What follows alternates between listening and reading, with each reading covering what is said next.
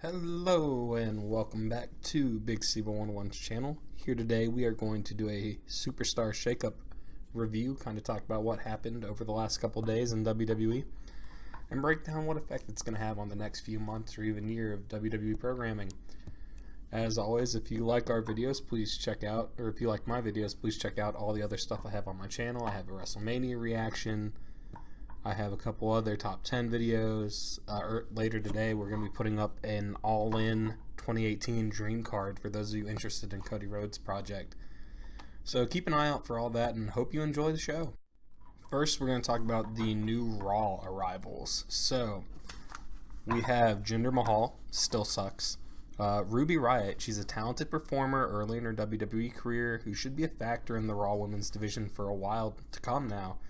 So she's a good get for Raw. One of the first real talent they brought in the Superstar Shakeup. Sarah Logan, Ruby's primary backup. She has a bit of talent, but she doesn't really seem likely to take off. She's a little generic in some ways. Good wrestler, just I don't think she has the type of ability to stand out in a crowd to really get over in WWE. Liv Morgan, probably the least important member of the Riot Squad. But in the past, Vince has really liked his blonde, so maybe she'll go over it. It'll be hard to tell. But as of right now, she's easily the least important member of the Riot Squad. Then we have Kevin Owens. He and Sammy should be a major factor in the Raw Tag Division, and he should be a solid contender for one of the lead heel spots on the show. The longer show on Raw with more characters to work with will keep him from growing as stale as he did on SmackDown Live, where there really wasn't enough for him to do, but they kept sending him out there. Sami Zayn, much the same, should be a factor in the tag division with Kevin Owens, and a chance for him to later in the year or later on break off from Kevin Owens and go his own way and really slide into the upper mid-card slot that he belongs in. So this is a good move for both of them. Good move for Raw. Next, we have Zack Ryder. Woo, woo, woo. You know I'm getting buried. This will change nothing for him. He'll job on the show occasionally, but probably not really be important.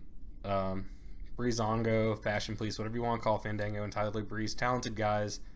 They're a funny act for a tag team division that's kind of getting funnier this shakeup. So they're not a bad addition, but I don't see them really going anywhere, per se. Fun group, not really going to do anything major. Natalya, this relationship she has with Ronda Rousey in real life will give her a chance to take a babyface run on the red brand, make her seem important again, give her a story to go with, something she hasn't really had in a while. And she's still a really good worker in the ring, so she might even get a chance to hold the gold for a little while, maybe even have a rivalry over the belt with Ronda. Could be a big story of their friendship imploding. I know that's kind of something that WWE goes to too often, but still, could be fun in this case because it'd be new and fresh. Dolph Ziggler still doesn't matter in the WWE. Great talent, doesn't matter. No reason to really talk about him much. However, bringing in Drew McIntyre, his career reinvention went so well, you could legitimately say that he has a main event slot waiting for him on Raw. I mean, this was, I don't want to overstate it too much, but it's similar to a New Japan wrestler going on excursion and coming back a much bigger star. That's really what he did. He went out, he made himself a talent that they had to bring back. He's an excellent bit of depth for Monday Night Raw, and he himself should get a push at some point. Not sure exactly how far up the ladder he'll move, but he should get a push at some point. Baron Corbin, he's a pet project of Vince McMahon's. He'll get a break at some point. There's not really a lot to say about Baron. He's kind of generic and boring. Nothing really there.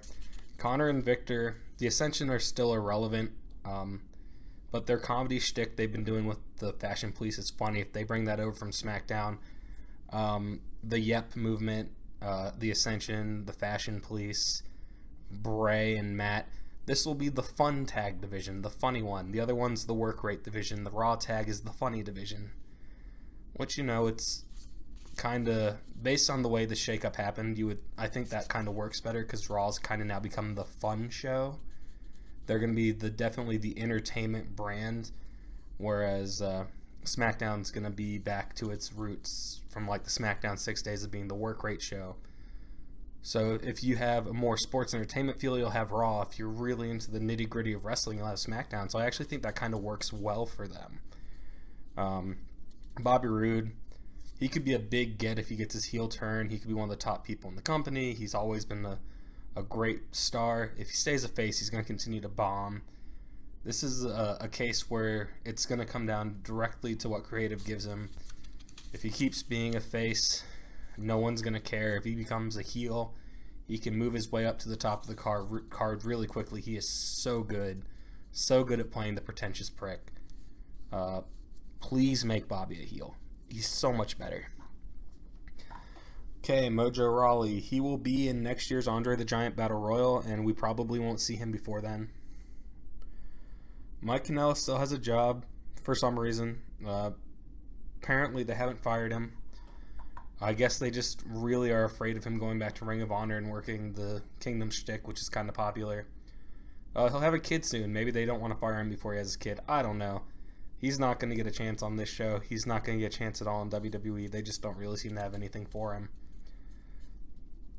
Chad Gable. I think he's very likely to reform American Alpha whenever Jason Jordan gets healthy, and they'll find great success in what's relatively weak but funny tag division.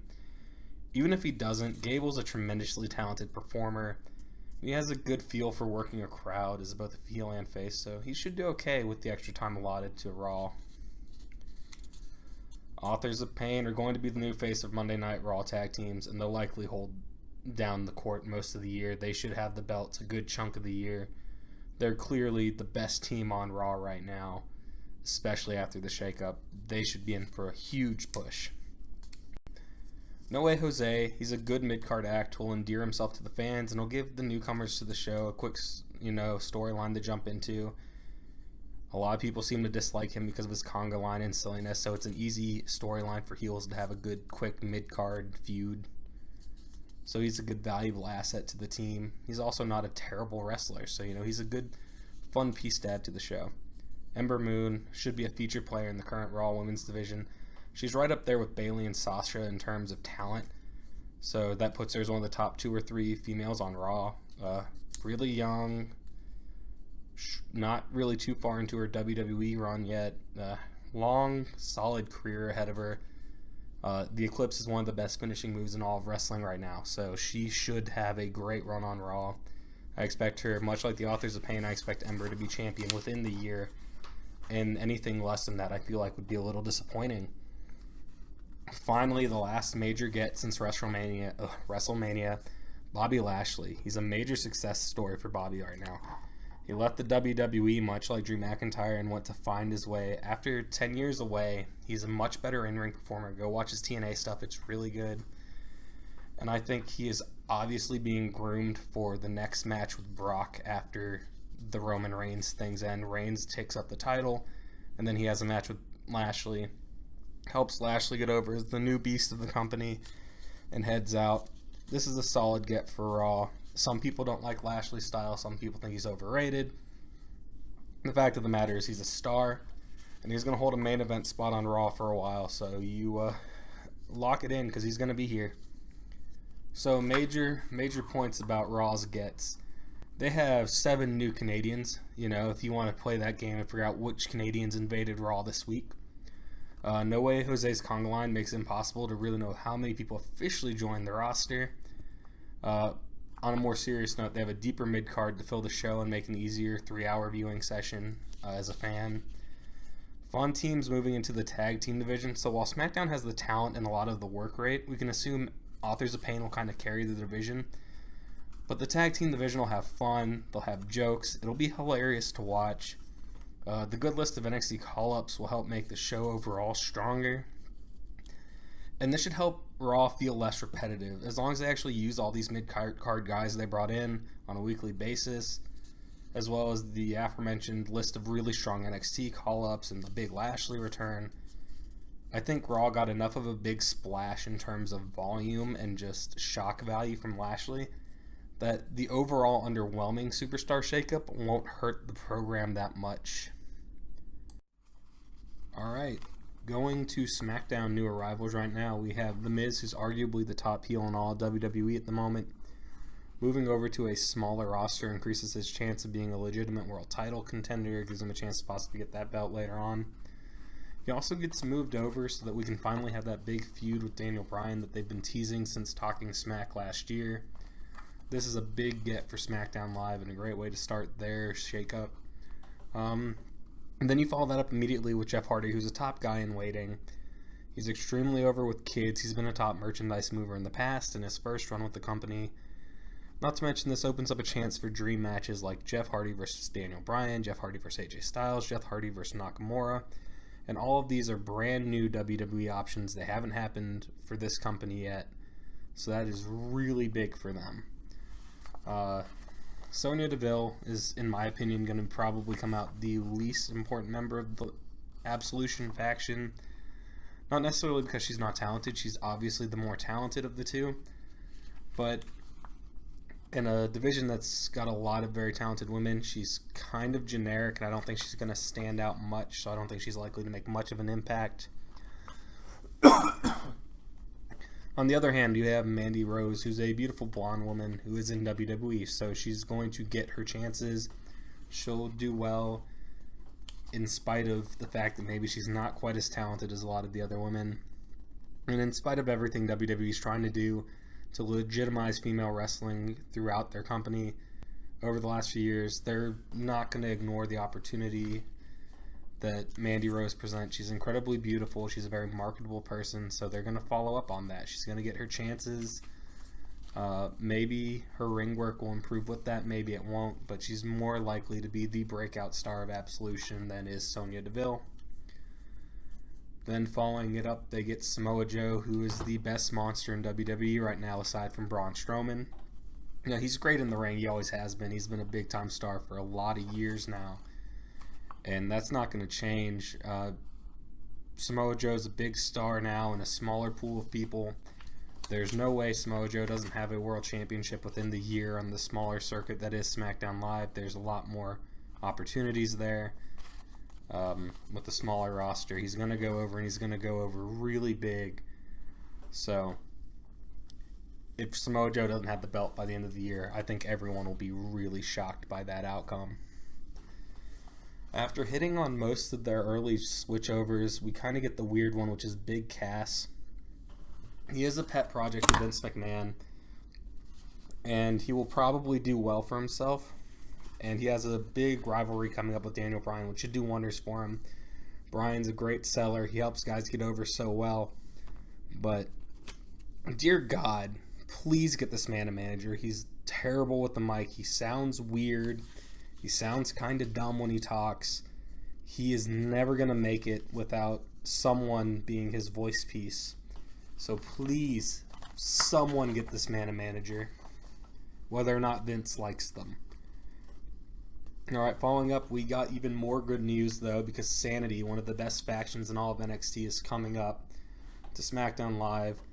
And Sanity's a great faction. They got a lot of young talent, and their mouthpiece, Eric Young, is perfect for the two guys they bring up, because they're young talents. They need a veteran to kind of show them how this works, travel-wise, get them over with the fans verbally, and they're going to be a great fit on SmackDown Live because their faction is going to be a part of one of the best tag team divisions WWE has had since the original TLC days.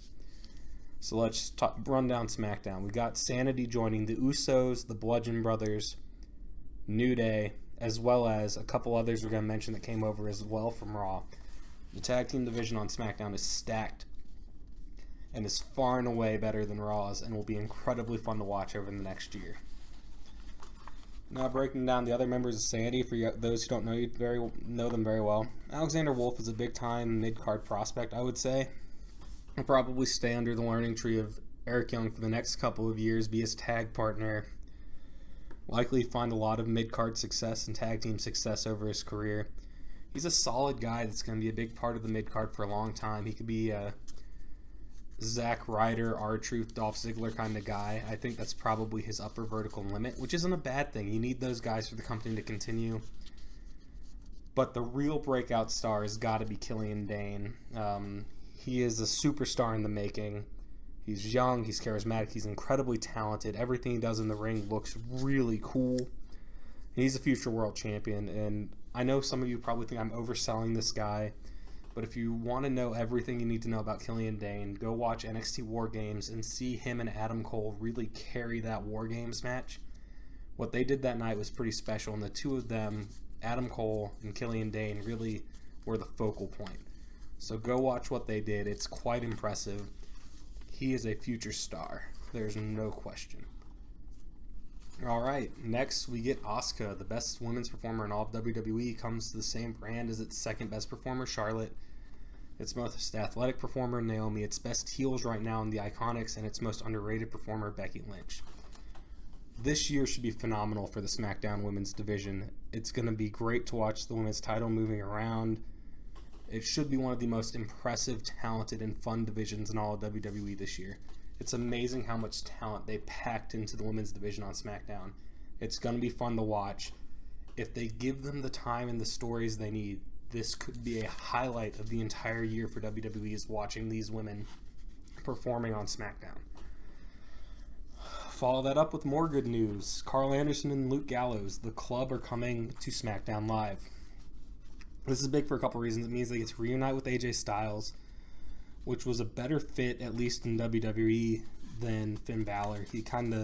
They did better with AJ. AJ was a better fit with them. Yes, it was heel AJ, but still, Carl Anderson and Luke Gallows never really meshed on WWE TV with Finn Balor. So this should help them in that regard. Plus, they get to move to a stronger tag division with better teams to face: the New Day, the Bar, the Usos, the Bludgeon Brothers, Sanity. We've talked a lot about how deep this division is and how great it is. This should lead them to be able to run big-time tag team matches week after week after week without ever really taking a break, which is something they haven't had in a long time. And again, it also creates a little room to pull some things with AJ Styles if they want. All right, next we have Cesaro. The Bar are coming to SmackDown Live to round out what may be the best tag division we've seen in well over a decade. There's also potential here on a smaller roster to break Cesaro off from Sheamus and finally help him reach his full star potential, get him up to the main event where he can kind of shine on a show that's more about work rate than any of the other shows they've had for the last couple of years. It's also great because if the Bar breaks up, Sheamus would slot well into the upper mid-card on a stacked SmackDown roster, and he can easily carry a main event feud with Nakamura, Bryan, Cesaro, or AJ or somebody on a mid-level pay-per-view. If he's, at Backlash carrying a main event, no one's going to think too poorly of it. And they're still a great tag team, so there's potential to run a great tag division. And Sheamus and Cesaro are also great depth signings for main event and mid-title divisions. This was a big move for them. R-Truth is a funny mid-card act. He came over. He'll provide some veteran guidance to the show and alleviate some of Sin Cara's pin-eating duties. Someone's got to eat some of those pins other than Sin Cara. So R-Truth actually isn't a bad get for them in that department. Then we have my favorite addition of the entire Superstar shakeup, Andrade Cien Almas. This is a guy who's on the absolute tear of a lifetime right now, and he could definitely be the piece that fills out the new SmackDown 6. I know a lot of people hold the original SmackDown 6 in high regard. This is no disrespect to them. But listen to what we have right now. Daniel Bryan, AJ Styles, Nakamura, Samoa Joe, potentially Cesaro, and Andrade. And that's leaving out the potential top guys, Miz, Sheamus, and Jeff Hardy. This could be, the SmackDown 9, actually, if you consider those three. But this would be the best group of work rate wrestlers and talented wrestlers. Not that The Miz is a great work rate guy, but he's a talented guy. This is the best upper card any individual brand has had probably since the Attitude Era. It's amazing how talented and deep this is. And it should pay off with a tremendous weekly SmackDown, especially with it only being 2 hours. You have the best tag division. You have the best women's wrestling division. You have a division with way more work rate than any other. all in one place. So as long as you keep Shane kind of out of it a little bit, and Paige can't get in the ring, so Paige and Shane kind of stay background characters, this should be the breakout show of this year. SmackDown Live is phenomenal right now. Obviously, coming with Almas, you get Selena Vega. She's a quality manager. She's also a good occasional wrestler who adds even more depth to a good women's division. But she is vital to Andrade's success. This is an example of someone who really does need a manager. His English, I think he can say a few things, but it's really not great. She not only fills that hole, but she's a very nasty kind of snarky manager who can really sell her bad side and really help Andrade look like a true heel. So they are a package deal, and I hope the WWE understands that. I think the Offers of Pain dropping Paul Ellering was kind of a mistake. So I hope they don't make the same one with Zelina and Andrade. And then finally, I know they came up the week before, but we counted the week before call-ups on Raw, so we're going to count the Iconics. I already told you I think they're the best heels in WWE for women right now. Peyton Royce and Billie Kay are great. They've already proven their value, immediately making an impact, beating down Charlotte. They're a general nuisance. They're a great heels team. They've got tremendous look and tremendous character. They're really hateable. They're like the mean girls from your high school that you just didn't want to be around. But at the same time, they look like people you want to be around. They have that prototype heel thing for a female wrestler. Very similar to Alexa Bliss, but they're a duo, and they're solid in the ring. They're fun to watch wrestle. They should be a major factor in the SmackDown women's division going forward. Potential title run for Peyton Royce, I would say, by the end of the year.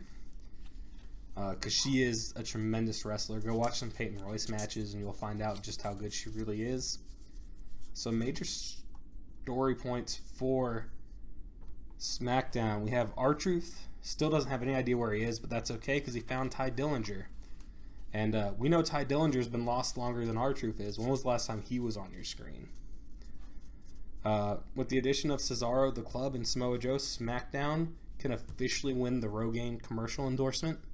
That is so incredibly valuable. And more realistically, and kind of on a serious note, they have obviously the stronger women's and tag division, and it's really not close. They have all the best women's wrestlers, all the best tag teams. Not all the best women's wrestlers. Ember, Bayley, and Sasha are great, but the vast majority of the best women's performers are now on SmackDown. The vast majority of the tag teams that are quality are on SmackDown. And it should be really great. And Samoa Joe and Jeff Hardy get the advantage. They go from being kind of lost in the shuffle to legitimate main eventers immediately on SmackDown. They're top guys on SmackDown. That wasn't necessarily the case on Raw.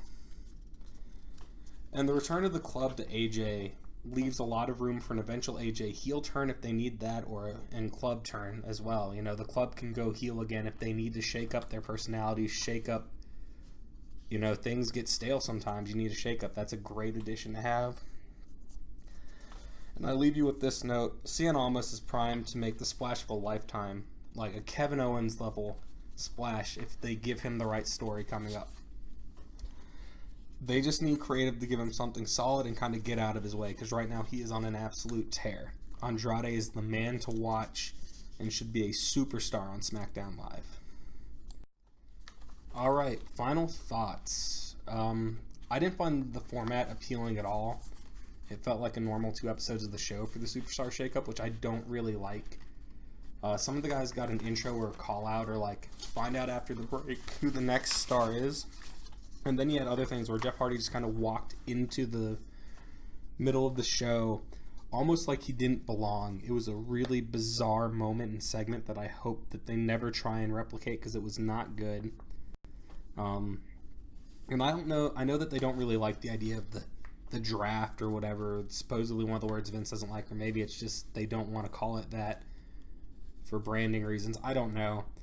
But it would, even if you don't call it the draft, it still works better when you have a podium. Managers make picks throughout the show, and each time they come to the front, it looks like it has some sense of importance. Every pick seems to matter, or every trade seems to matter if you do like backstage calls between them, as opposed to, hey, R-Truth, hey guys, making a bad R-Truth sketch about him not knowing which is Raw and which is SmackDown to tell us that he's on SmackDown now. It wasn't very good. From the SmackDown side, you can say they clearly won in terms of loading up on talent. They got a lot of the guys that Raw just either didn't want to use or couldn't fit into what's a very bloated program. There's a lot of wrestlers on Raw, not nearly as many as SmackDown. So this is a big win talent-wise for SmackDown. But Raw got a good deal too, and they got a lot of good mid-card talent, so they can diversify their mid-card and really make the show feel fresh, which it hasn't in a while, which is kind of made Raw hard to watch. I know SmackDown was really hard to watch there, but this shakeup should have done a good job of really diversifying both shows in that regard. So I think for all the technical, like, not loving the way it was presented, this was a really good shakeup for WWE and should make the next few months feel new for the first time in a while in WWE programming. Everything should feel fresh, everything should feel fun, and that's something we don't have enough of in WWE sometimes. So this was a really good get for them. Overall, great shakeup.